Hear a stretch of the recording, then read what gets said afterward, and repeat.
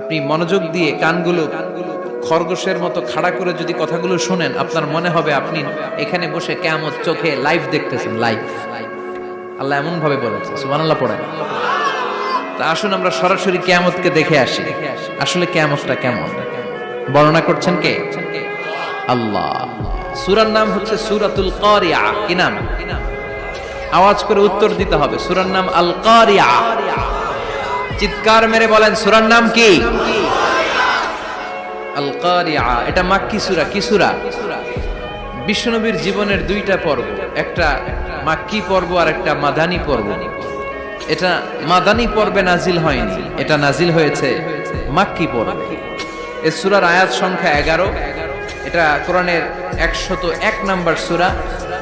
এটা আল কুরআন আল কারীমের 30তম পারায় অবস্থিত একটা সূরা। আমাদের অনেকেরই মাশাআল্লাহ মুখস্থ আছে না?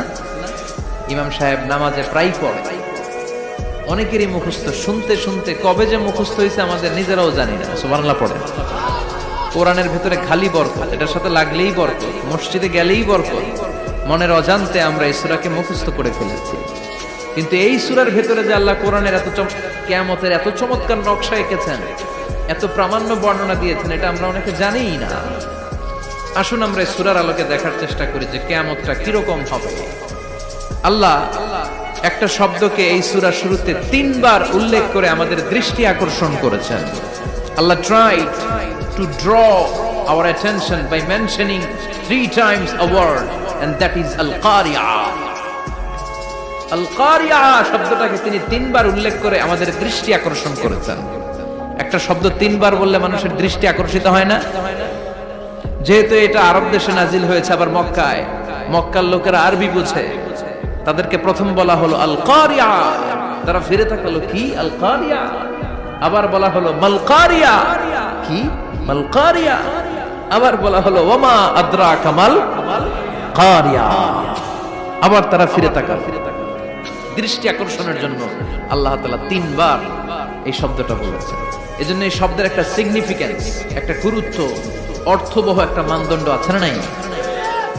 আল কারিয়া শব্দের অর্থ হচ্ছে বিকট আওয়াজ। আল কারিয়া মানে কি? কথা বলেন, আরো জোরে বলেন। বিকট আওয়াজ। এই বিকট আওয়াজটা তৈরি করার জন্য আল্লাহ তাআলা একজন ফেরেশতা তৈরি করেছেন, যার নাম হচ্ছে ইসরাফিল। নাম কি? আমাদের মধ্যে অনেকের নাম কিন্তু আমরা ইসরাফিল রাখি, তাই না? ইসরাফিল আছে না নাই? আজরাইল কিন্তু রাখে না, ডরে। কেন রাখে না? ভয় পায়। কিন্তু ইসরাফিল আছে, আমার পরিচিত অনেকে আছে ইসরাফিল। তো এই ফেরেশতার পা হচ্ছে জমিনের নিচে, মাথা হচ্ছে আকাশের উপরে। এই ফেরেশতার কাজ হচ্ছে ওই বিকট শব্দ তৈরি করা। উনি একটা সাইরেনের মধ্যে ফু দিবেন, হুইসেল দিবেন, ট্রাম্পেট। ওই ট্রাম্পিটে, ওই সাইরেনে, ওই হুইসেলে ফু দিলেই শুরু হয়ে যাবে আল কারিয়া। মাল ওমা আদরাকা মাল। এই ফেরেশতার দায়িত্বই হচ্ছে ওই বাঁশির মধ্যে ফু দেয়া। Whistle, siren, trumpet. আরবিতে এটাকে বলা হয় আসুর। ইদা নুফিখা ফিস সূরি নাফখা ওয়াহিদা। যখন তিনি ওই সিংহে একটা ফু দিবেন, সব লন্ডভন্ড হয়ে যাবে, কিচ্ছু খুঁজে পাওয়া যাবে না। আল্লাহ ওনাকে তৈরি করেছেন শুধু এই হুইসেলের মধ্যে, বাঁশির মধ্যে 3টা ফু দেওয়ার জন্য। কয়টা? উনি সৃষ্টির শুরু থেকেই এই বাঁশিটাকে 2 ঠোঁটের মাঝখানে রেখে আল্লাহর আরশের দিকে তাকিয়ে আছে, and just waiting for the green signal. আল্লাহর পক্ষ থেকে সবুজ সংকেতের অপেক্ষায়। যখনই আল্লাহর অর্ডার করবেন, তখনই শুরু হয়ে যাবে আল কারিয়া। মাল ওমা আদরাকা মাল। সৃষ্টির শুরু থেকেই ইসরাফিল ফেরেশতা বিশাল সিংহাটাকে 2 ঠোঁটের মাঝখানে করে আরশের দিকে তাকিয়ে আছে, কখন আল্লাহ অর্ডার দিবে। অর্ডার দিতে দেরি, ফুৎকার দিতে দেরি নাই, ঠিক কি না? বিকট আওয়াজ, গগন বিদারী শব্দ, প্রচন্ড একটা সাউন্ড, জাইগান্টিক সাউন্ড। যে আওয়াজ, যে শব্দ কেউ শুনে নাই। শুনছেন? পৃথিবীতে আপনারা কে সবচেয়ে বেশি আওয়াজের কিছু শুনেছেন? সবচেয়ে বেশি আওয়াজ আপনার জীবনে ঘটেছে কোন জায়গায়? কি দেখেছেন যে অনেক আওয়াজ হয় সেখানে? বলেন তো। হ্যাঁ,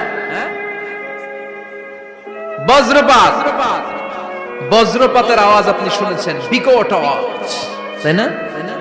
বজ্রপাতকে আঞ্চলিক ভাষায় আপনারা কি বলেন? হ্যাঁ, ঠেড়া। ঠেড়া অনেক জায়গাতেই বলে ঠেড়া। নোয়াখালীতে বলে ঠেড়া হচ্ছে, হাতের উপরে আল্লাহ ঠেড়া হচ্ছে, আছে না নাই? তো এই যে ঠেড়া, বজ্রপাত, ইংরেজিতে বলে থান্ডার, আসলে এটার আওয়াজ বড় ভয়ঙ্কর, প্রচন্ড আওয়াজ। আচ্ছা, আর আপনি বলেছেন কি, গাড়ির চাকা যদি পাংচার হয়, হ্যাঁ এটা তো আওয়াজ হতে পারে। আমরা মাঝে মাঝে রাস্তায় চড়ি, আমরা দেখি ট্রাকের চাকা যখন পাংচার হয় আমরা লাফ দিয়ে উঠি, বিকট আওয়াজ হয়, ভয় পেয়ে যায়, এতে দুর্ঘটনাও ঘটে, ঠিক কিনা? আচ্ছা, এক নম্বরে পেলাম ঠেড়া, বজ্রপাত, দুই নম্বরে পেলাম ট্রাকের টায়ার পাংচার হলে। আর কে কি আওয়াজ শুনেছেন জীবনে? ভয়ঙ্কর আওয়াজ। কি করলে ভয়ঙ্কর আওয়াজ হয় বলেন? হ্যাঁ, কি করলে? ও ট্রান্সফরমার, ইলেকট্রিক্যাল ট্রান্সফরমার যদি ব্রাস্ট হয়ে যায় আওয়াজ আছে না নাই? পাওয়া গেল আরেকটা। আর কি আওয়াজ আছে? ককটেল মারলে, গ্রেনেড হামলা, বোমা মারলে, সিলিন্ডার ব্রাস্ট হইলে। আর আছে? হ্যাঁ, হাই স্কুলে দপ্তরি যখন ঘন্টার মধ্যে বেল বাজায় আওয়াজ আছে না নাই? হাতুড়ি দিয়ে লোহার মধ্যে বাড়ি মারলে আওয়াজ আছে না নাই? এগুলো হচ্ছে আমাদের ক্যাপাসিটিতে, হিউম্যান ক্যাপাসিটিতে আমাদের দেখা সবচেয়ে বড় আওয়াজ। কিয়ামতের দিন যে হবে আল কারিয়া, এই আল কারিয়ার আওয়াজ কি এই আওয়াজগুলোর মতো? চিল্লায় বলেন, এই আওয়াজের মতো? এজন্য আল্লাহ বললেন আল কারিআতু মাল কারিআতু ওয়া মা আদরাকা মাল কারিয়া। সে আওয়াজটা ভয়ঙ্কর আওয়াজ। এটা বজ্রপাতের মতো না, এটা ট্রাকের টায়ার পাংচার হলে যে আওয়াজ হয় ওই আওয়াজের মতো না, গ্যাসের সিলিন্ডার ব্রাস্ট হয়ে গেলে যে আওয়াজ হয় ওই আওয়াজের মতো না, প্রাইমারি স্কুলে দপ্তরে যখন ছুটির ঘন্টা বাজায় ওই আওয়াজের মতো না। ওই আওয়াজটা এমন আওয়াজ, ওই আওয়াজ পৃথিবীর কেউ শোনে নাই। সেটার নাম হচ্ছে আল কারিয়া, মাল ওমা আদরাকা মাল, বিকট আওয়াজ, বিকট ভয়ঙ্কর ট্রাম্পিট।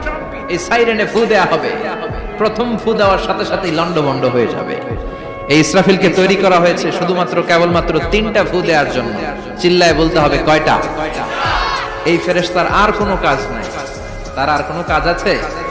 ঠিক যে মুহূর্তে, এখন আমার ঘড়িতে বাজে 9:50, রাত 9:50, ঠিক এই মুহূর্তে যখন আমরা তাফসীর শুনছি, ঠিক এই মুহূর্তেও ইসরাফিল ফেরেশতা সিংহাটাকে 2 ঠোঁটের মধ্যে লাগিয়ে আল্লাহর আরশের দিকে তাকিয়ে আছে। ওই যে সৃষ্টি শুরু থেকে তাকিয়ে আছে, আজ অবধি তাকিয়ে আছে। যখনই গ্রিন সিগন্যাল আসবে মুহূর্তেই শুরু হয়ে যাবে আল কারিয়া, মাল ওয়া মা আদরাকা মাল। আল্লাহ বললেন সে আওয়াজটা হবে বড্ড ভয়ঙ্কর। প্রথম ফুৎকার যখন দেয়া হবে এটার বলে নাফখাতুল ফাজা। দুনিয়ার সব মানুষগুলো অবাক হয়ে যাবে, পুরো পৃথিবীটা কেঁপে উঠবে, পৃথিবীর বিল্ডিং গুলো দুমড়ে মুচড়ে পড়বে, পৃথিবীর বড় বড় যত পাহাড়গুলো আছে তুলার মতো বাতাসে পাহাড়গুলো তুলিত হতে থাকবে। আল্লাহু আকবার। আল্লাহ বললেন ইয়াউমা ইয়াকুনুন নাসু কাল ফারাশিল মাবথুস ওয়া তাকুনুল জিবালু কাল আহিনিল মানফুশ। সেদিন মানুষগুলো বিক্ষিপ্ত পতঙ্গের মতো নিক্ষিপ্ত হবে যখন আল কারিয়া, এই বিকট আওয়াজটা হবে। শুনতেছেন? মনোযোগ আছে? কথা বুঝতে সমস্যা হচ্ছে না তো? 3টা ফুৎকার। কয়টা? প্রথম ফুৎকার দেওয়ার সাথে সাথে মানুষগুলো বিক্ষিপ্ত পতঙ্গের মতো নিক্ষিপ্ত হবে। এই যে আরামসে বসে আছি, তখন আর বসে থাকা যাবে না। কে ধাক্কা খেয়ে কই চলে যাব টেরই পাওয়া যাবে না। আমরা এই যে বসে আছি এর কারণ হচ্ছে গ্র্যাভিটেশনাল একটা ল আছে, পাওয়ার। এটার বাংলায় বলে মাধ্যাকর্ষণ শক্তি। কি শক্তি? কথা বলেন। কে আবিষ্কার করছে এটা?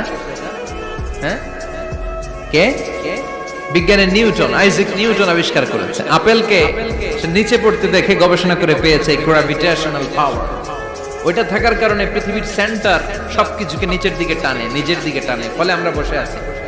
কিন্তু এই মাধ্যাকর্ষণ শক্তির বাইরে যদি আমরা আকাশে উঠে যাই আর কিন্তু কোনো টানাটানি নাই, আপনি শূন্যে ভেসে থাকবেন।